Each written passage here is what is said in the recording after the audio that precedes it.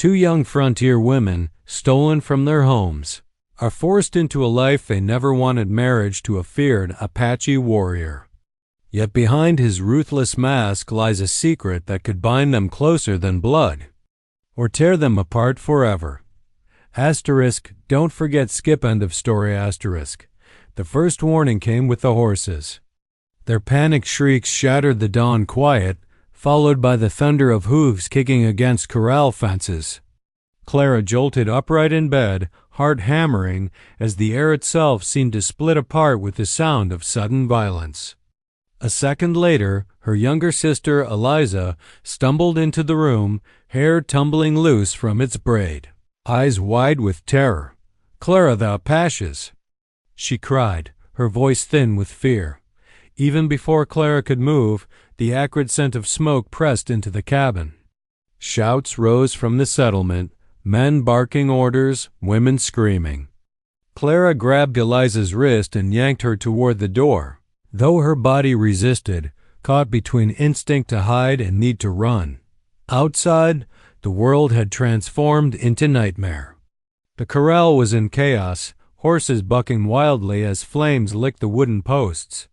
The cabins that had seemed so sturdy in daylight were nothing more than kindling now, roofs catching fire one by one.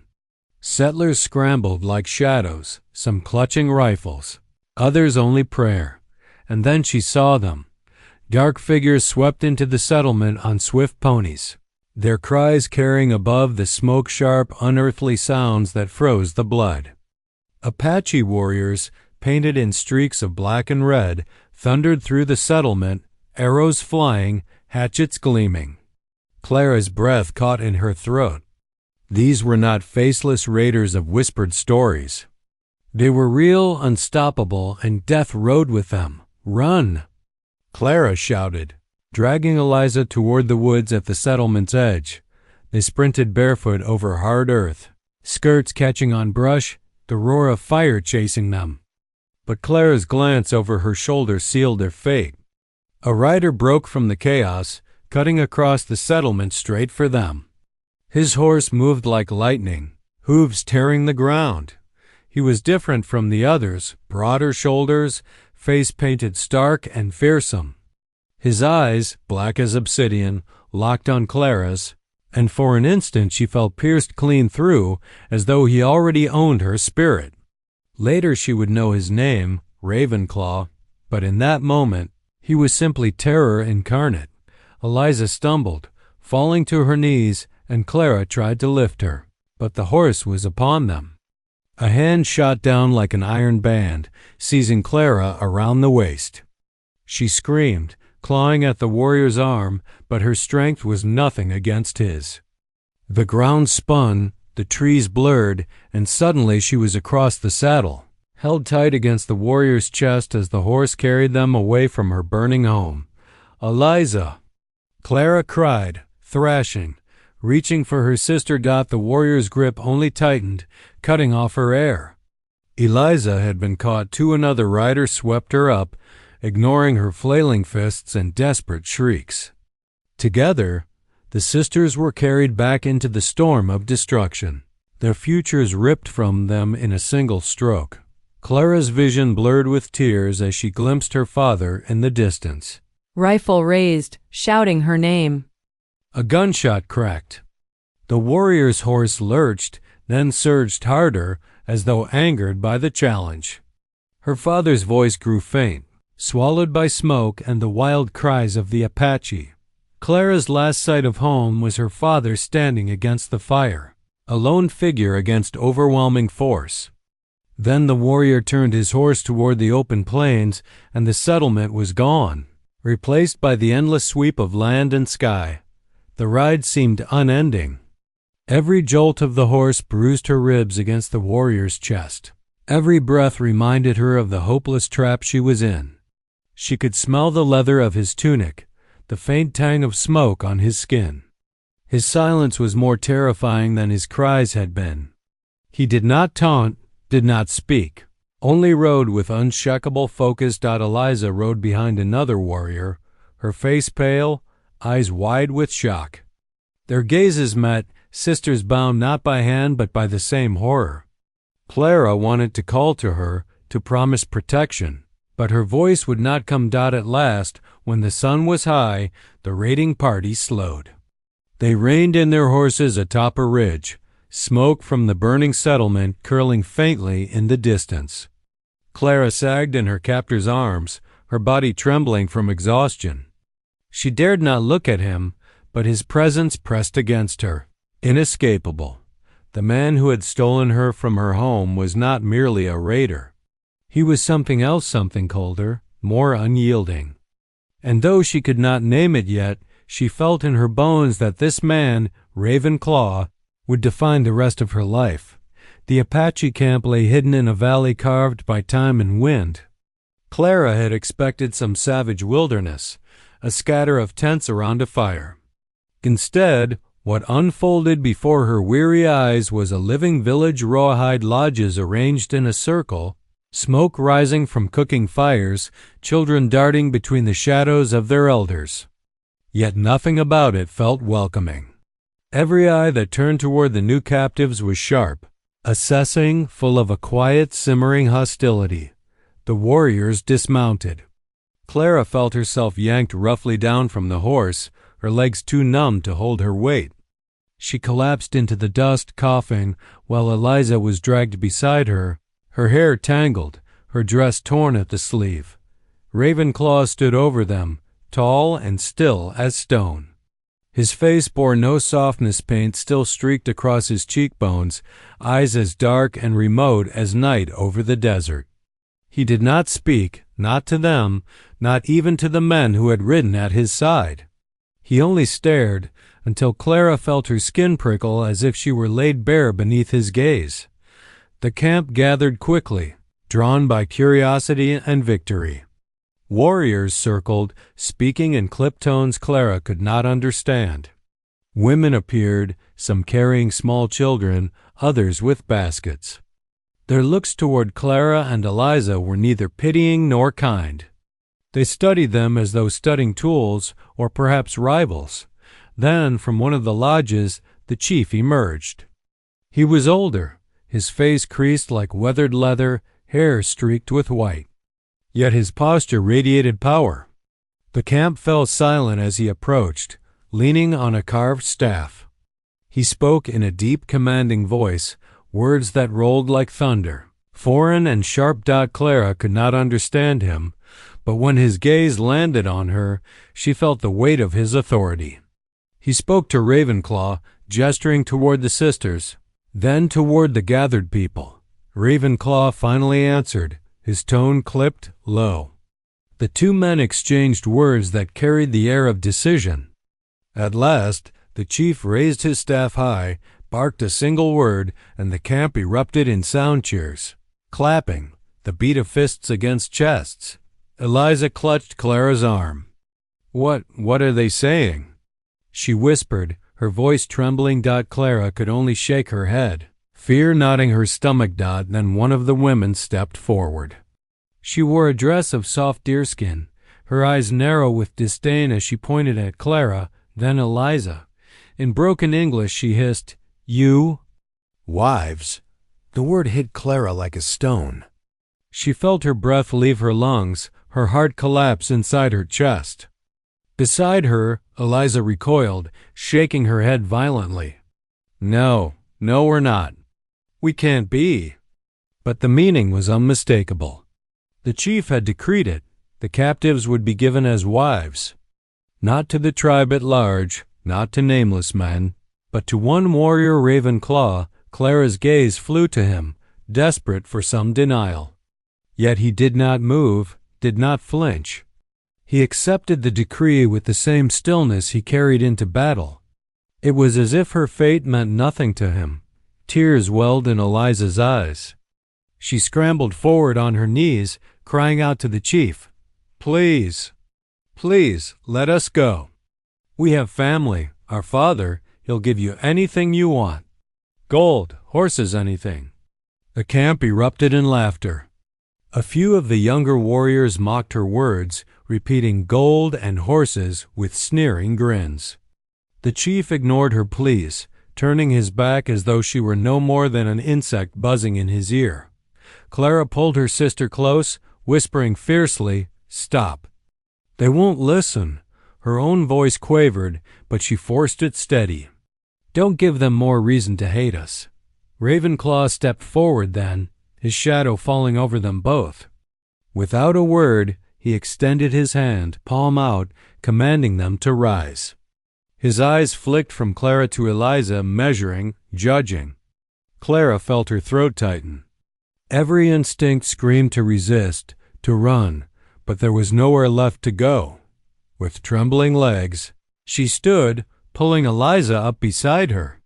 The camp watched in silence, the women whispering among themselves, the children staring wide-eyed. Ravenclaw said something sharp in his language. The warriors answered with approving shouts. Clara did not need translation. The choice had been made. She and her sister were no longer daughters of the settlement, no longer free.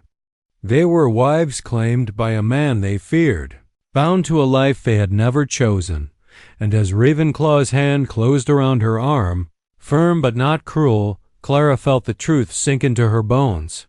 This was not the end of their terror. It was only the beginning. The days that followed blurred into a strange and waking nightmare.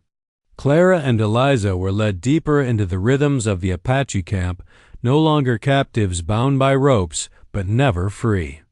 The decree of the chief had sealed their place here wives, though not yet in the sacred bond the people called marriage. It was a promise, looming like a storm on the horizon, and every moment in between was a reminder of the life stripped away. Ravenclaw kept his distance, yet he was always there. His presence clung to the edges of their world like the shadow of a hawk circling overhead. He rarely spoke, even to his own people, and when he did, his voice was low and curt, carrying authority without needing volume. His silence settled Clara more than any outburst might have. She could not read him, could not pierce the armor of stillness that surrounded him. The sisters were given a small lodge near the edge of the camp.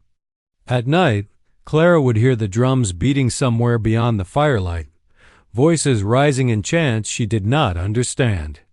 The sounds made the skin on her arms prickle. Eliza, restless and bitter, whispered in the dark, "He's a demon, Clara. Look at him, he doesn't feel anything. He'll crush us when the time comes." Clara wanted to believe it. It was easier to hate him, easier to see him as nothing but a monster. And yet, there were cracks, tiny glimpses she tried not to notice. On the second morning, she woke to find food laid carefully at the edge of their lodge. Roasted corn, a strip of dried venison, a water skin. None of the other women had approached, their eyes still cold with suspicion. Clara knew instinctively who had left it. Later, she saw him from across the camp. Ravenclaw was training the younger warriors, his movements swift and precise as he demonstrated with bow and spear. He was relentless, every gesture sharp, controlled. Yet when one boy fumbled and dropped his weapon, Ravenclaw bent, picked it up, and placed it gently back into the boy's hands.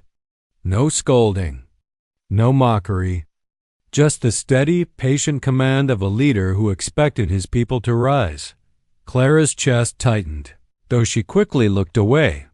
She wanted no part of these small mercies, yet they stirred something dangerous inside her. Questions. Who was he beneath the paint and silence? For Eliza, however, there was no such hesitation.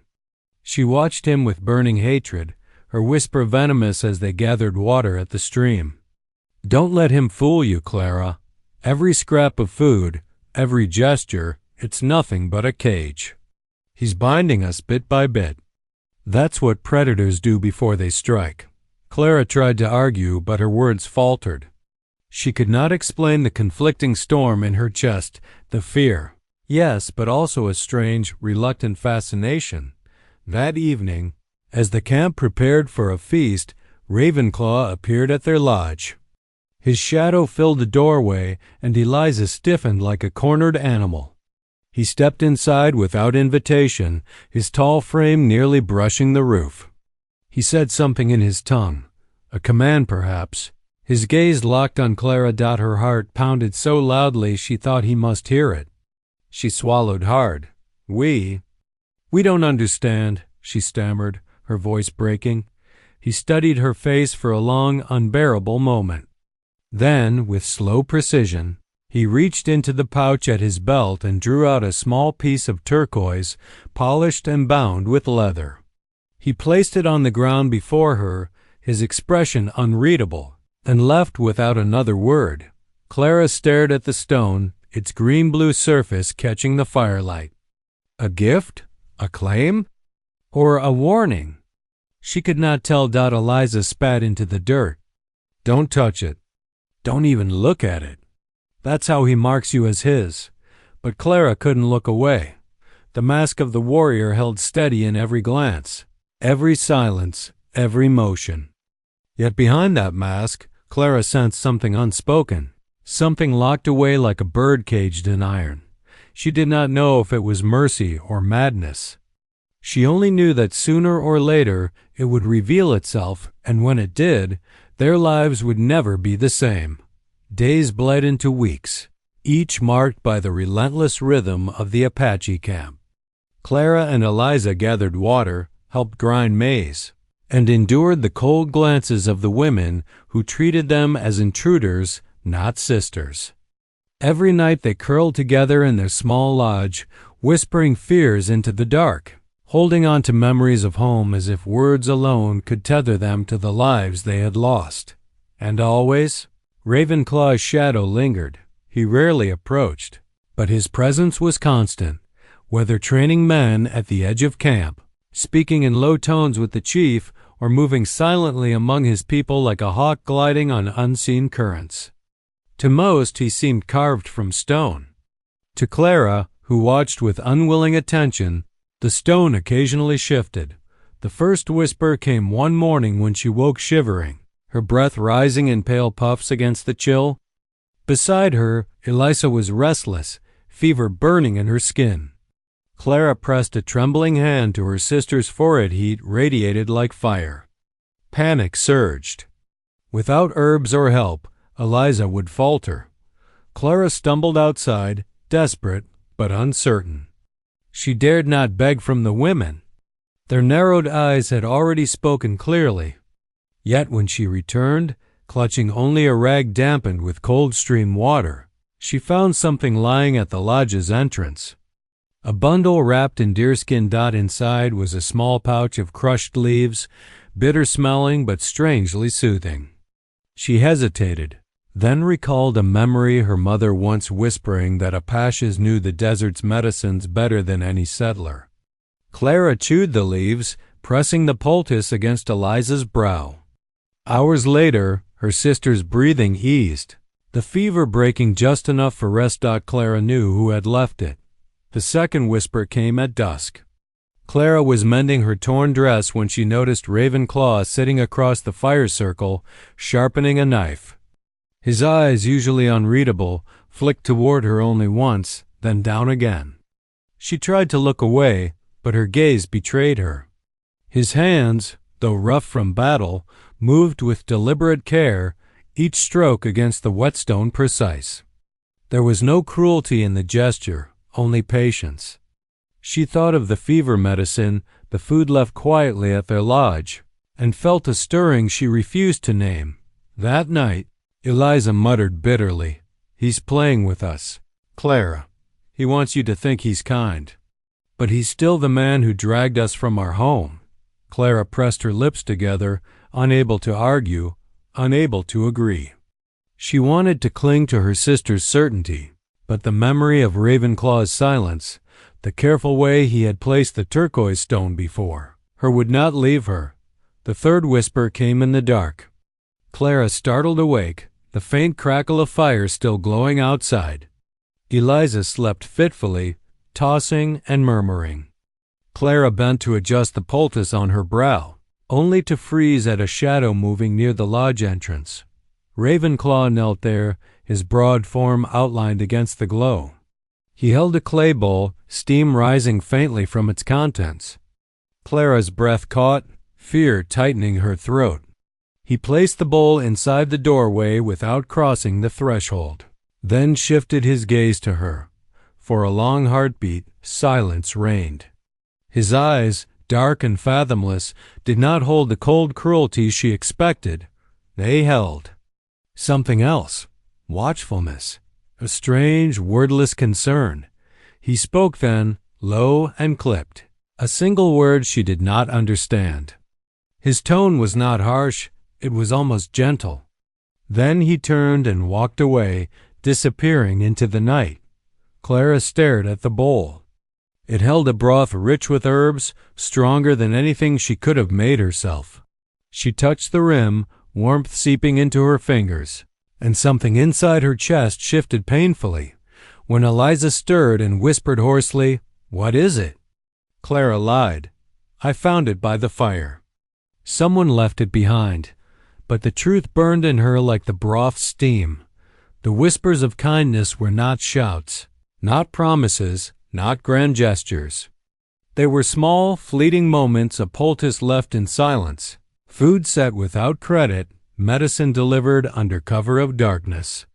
They were dangerous, these whispers, because they unsettled the walls she had built around her fear.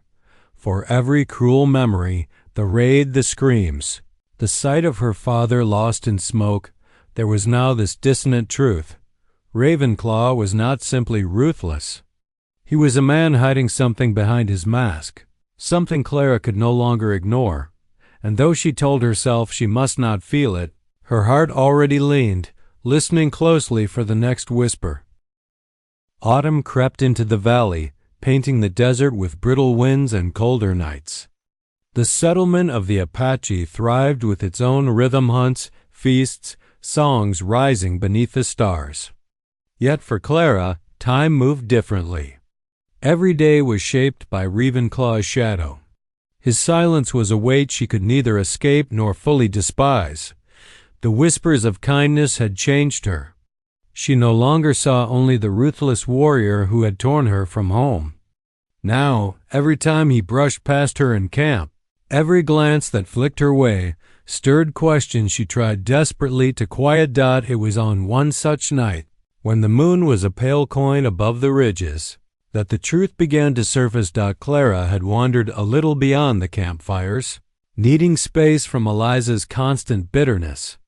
Her sister had grown sharp with her words, snapping whenever Clara tried to defend even the smallest sign of Ravenclaw's gentleness. "You're forgetting what he is," Eliza hissed. "Don't you dare lose yourself to him." Clara carried those words like a stone in her chest. But out beneath the stars, she found a rare stillness, until she realized she was not alone. Ravenclaw stood by a lone cedar tree, his face lifted to the sky. The moonlight traced the hard lines of his jaw, softened only slightly without the streaks of war paint. In his hand, he held something small, an old strip of fabric, pale and frayed at the edges. He turned it over between his fingers as though it were more precious than gold. Clara froze, uncertain if she should retreat. But he had already noticed her. His dark eyes shifted, catching hers across the space, and for a long, tense moment, neither moved. Then, slowly he beckoned. Every instinct screamed for her to turn back. Yet something stronger, something that had been tugging at her since the night he left the broth at her door, drew her forward.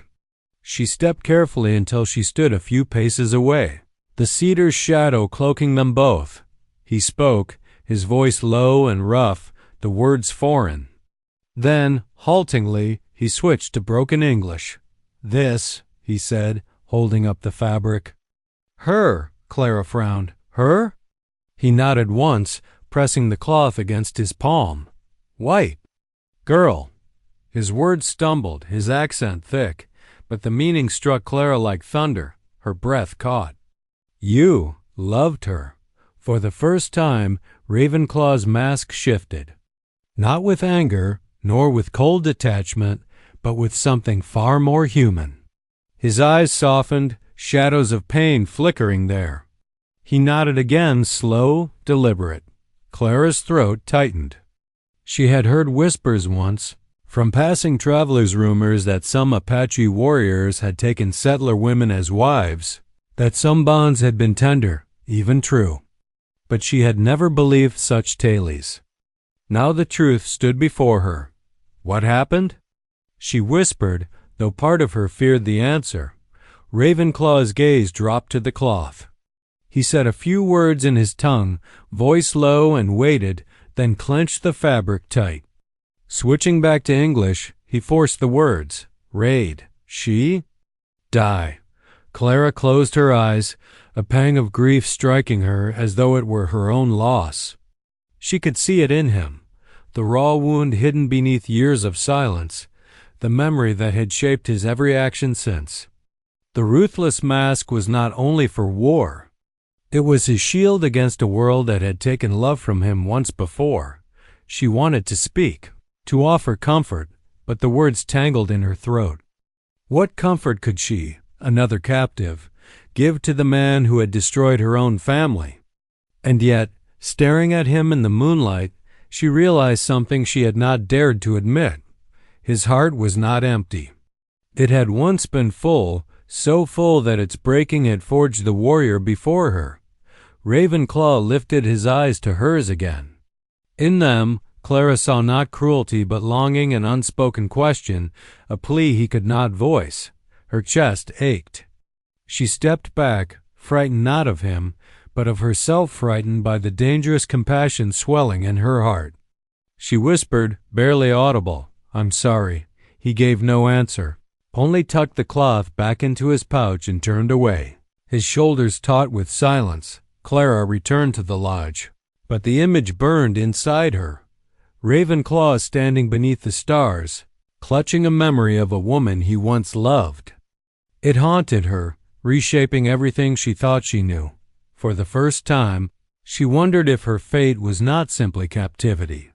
Perhaps she had been drawn into a story far older, written by grief, longing, and a love that refused to die. The revelation gnawed at Clara like a secret fire. She tried to bury it, to return to the safety of fear and hatred, but the memory of Ravenclaw standing beneath the cedar would not fade. The image of him holding that worn strip of cloth, his love, his grief lived in her heart, reshaping her vision of him with every passing day. But for Eliza, nothing changed. The younger sister's anger burned hotter with each sunrise. She spoke of escape constantly, whispering plans in the dark, her eyes sharp with desperation. "We cannot stay here, Clara. Don't you see? Every day we remain, we sink deeper into their world. We're becoming part of it, and that's what he wants." Clara tried to soothe her, but Eliza's bitterness only grew sharper. One night, when Clara confessed what she had seen, Ravenclaw's memory of the settler woman, Eliza's face hardened like stone. "Do you hear yourself?" She spat. "You're speaking as though you pity him. As though you admire him." "I don't," Clara began, but her voice faltered. "Did she?" Eliza's hands trembled as she clutched Clara's arm. "He murdered our people, Clara. He dragged us from our father, from everything we knew. Do you think one dead lover makes him less of a monster?" Clara had no answer. The silence between them was heavier than any argument. The fracture widened over the following days. Ravenclaw left food at their lodge, set water near their fire, and though Clara never caught him in the act, she felt his presence like a steady heartbeat. She began to notice his restraint, how he never forced closeness, never touched them except to guide. A captor could command, yet he waited. That waiting told Clara something she dared not name. But Eliza noticed too, and it filled her with fury. One evening, when Ravenclaw laid a small bundle of smoked meat by the lodge, Eliza hurled it into the fire. The flames hissed, swallowing the offering in an instant. "Stop it!" Clara cried, rushing forward. Eliza's face flushed with rage. "Don't you see? Every morsel he gives you is a chain around your neck. You'll thank him next for stealing your freedom." Clara's eyes burned. Maybe he's more than what you think, Eliza. The words hung between them like lightning splitting the sky. Eliza recoiled as though struck. More? Her voice cracked with disbelief. You've lost your mind. You're letting him inside, Clara, and when he breaks you, don't expect me to save you. Tears stung Clara's eyes, but she held her ground. I don't need saving. For the first time, she saw it clearly, the two of them, bound by blood yet divided by something deeper. Eliza clung to her rage because it was the only weapon she had left. Clara. Clara had begun to listen to the whispers of something else. That night, sleep refused to come. Clara lay awake, staring at the lodge's roof, her heart aching with confusion. She loved her sister, had always protected her, always chosen her side. But now? She was torn between the bond of her family and the strange, unspoken pull of the man who had stolen them. At some point, she rose quietly and stepped outside. The camp was still, the fires burned low, stars spilling across the heavens. She found Ravenclaw sitting alone, sharpening his knife beneath the moonlight. He looked up as she approached, his gaze steady but unreadable. Clara's voice wavered, but she forced the words out. Why do you show us kindness? For a long time he did not answer. Then, in broken English, he said, kindness. Not weakness, choice. Her breath caught. His eyes lingered on hers for a moment, then returned to the blade. Clara felt her heart twist, torn between the man she feared and the man she was beginning to see. Behind her, from the lodge, she heard the faint sound of Eliza's muffled sobs. Clara turned back to Ravenclaw, torn in two. One path bound her to her sister, to the life they had lost. The other drew her toward this warrior, this man who bore grief as deeply as she did. And she knew, with a certainty that chilled her, that she could not walk both paths forever. The morning began with quiet. The valley was hushed beneath a veil of mist, smoke rising gently from campfires, the rhythm of daily life unfolding as it always had. Clara was grinding maize beside the lodge. Eliza bent over a water jug when the sound came faint at first, like thunder carried from a far horizon. Then the thunder split into sharp cracks. Gunfire. Shouts rang through the Apache camp. Warriors sprang to their feet, bows and rifles in hand. Children herded swiftly toward the lodges. Clara's blood turned to ice. She knew those sounds, soldiers, her people. The ridge above the valley flared with smoke as cavalry poured down, rifles blazing. Horses thundered into the camp, riders shouting in English commands, curses, cries of war. The Apache met them head-on, fierce and unyielding, the air alive with arrows, bullets, and screams. Clara grabbed Eliza's hand, panic tearing through her chest. It's them. It's our people. They've come for us. But even as she said it, her gaze searched the chaos, her heart pounding with something she could not name. Where was Ravenclaw? She spotted him near the center of camp, rallying his warriors with calm authority. He moved like a shadow, swift and precise, his rifle cracking with deadly aim. For every soldier that fell, more poured in, their blue coats bright against the dust. Eliza yanked at Clara's arm. Come, this is our chance before they see us. They stumbled toward the edge of camp, ducking low behind burning lodges. Bullets whistled overhead, arrows thudded into wood. Clara's heart hammered with each step. Freedom was so close she could taste it, her father's people, her language, her world. But then she saw him. Ravenclaw stood alone, holding the line as soldiers pressed forward. His face was streaked with sweat and dust, his eyes fierce yet steady. In his movements, Clara saw not cruelty but sacrifice. He fought not only for himself, but for every life in the camp. A soldier raised his rifle, sighting Ravenclaw's back. Without thinking, Clara screamed, "Ravenclaw!" He turned just as the shot rang out. The bullet grazed his shoulder instead of striking true, spinning him sideways. He caught himself, staggered, then fired back. His eyes found Clara's across the battlefield wide, unguarded. Filled with a question she could not answer, Eliza tugged furiously at her hand. "What are you doing?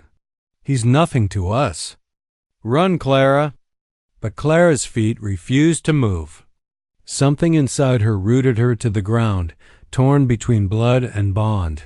Between the sister she loved and the man who had somehow, impossibly, claimed a piece of her heart. The world narrowed into two paths.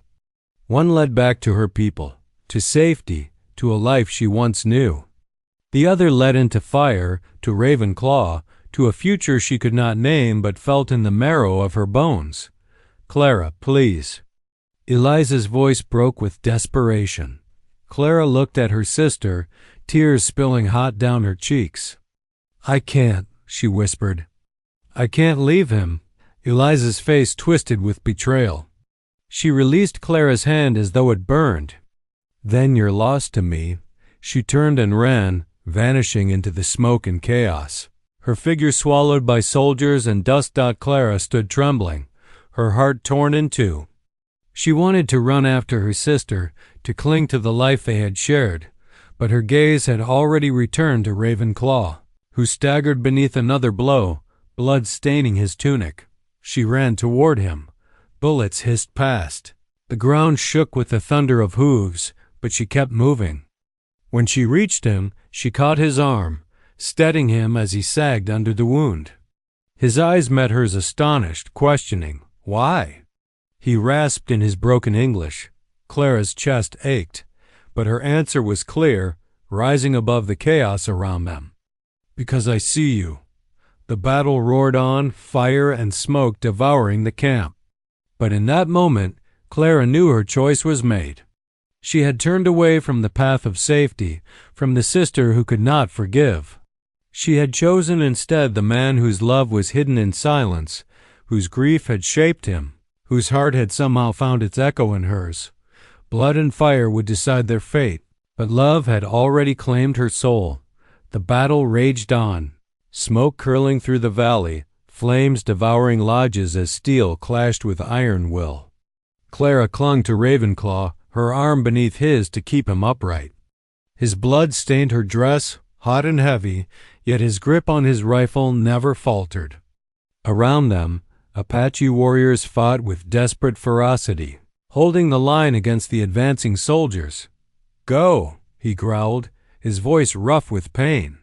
"Run," but Clara only tightened her hold.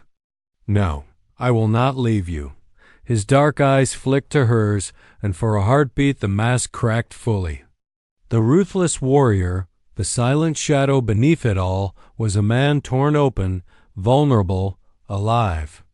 She saw him, and in that moment he saw her too. A soldier charged, bayonet gleaming, and Clara's scream pierced the air. Ravenclaw moved faster than his wound should have allowed. His rifle swung, striking the attacker aside. He stumbled, gasping, but Clara steadied him, her hands trembling yet unyielding. Around them, chaos blurred, but Clara's world had narrowed to this. The man who had once been her captor, now the one she could not abandon. The Apache fought fiercely, and slowly the tide began to turn. The soldiers, unprepared for the terrain and the ferocity of the defense, began to falter. Shouts rang out, retreat called. Dust and smoke swallowed their retreating figures as they thundered back over the ridge. Silence fell, broken only by the moans of the wounded and the crackle of fire. Clara knelt beside Ravenclaw, pressing her hands against his wound, desperate to stem the bleeding. "You'll live," she whispered fiercely, as though sheer will could keep him tethered. "You must live." His hand rose, rough and trembling, closing over hers. "Why? You stay?" he asked, the words strained but clear. Clara's throat tightened. She should have said it was madness, that she had lost her way. But the truth burned brighter than fear. She met his gaze, her voice steady. "Because I love you." The words hung in the smoke-filled air, fragile and fierce all at once. For a moment, Ravenclaw simply stared, his eyes dark and searching, as though he could not believe. Then, slowly, the faintest curve touched his lips, a ghost of a smile, rare and fleeting, but real. He whispered something in his tongue, soft and reverent, before his eyes drifted closed. Panic surged through Clara, but his chest still rose, his breath still moved. He was alive. The Apache women came then, pulling Clara aside gently, carrying Ravenclaw to be treated. Some looked at her with suspicion still, others with a new, grudging respect. She was no longer only a captive. She had chosen. When the fires died and the camp began to rebuild, Clara stood at the edge of the valley, staring toward the distant ridge. Somewhere beyond, Eliza had fled, carried back to the world of their father, their people. The ache of that loss cut deep, sharper than any blade. She had lost her sister to anger, perhaps forever, but when she turned back, she saw Ravenclaw, his arm bound in fresh bandages, his body weakened yet upright.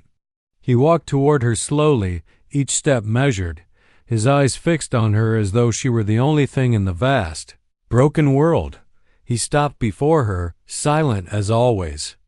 Then he reached into the pouch at his side and withdrew the strip of fabric, the relic of his first love.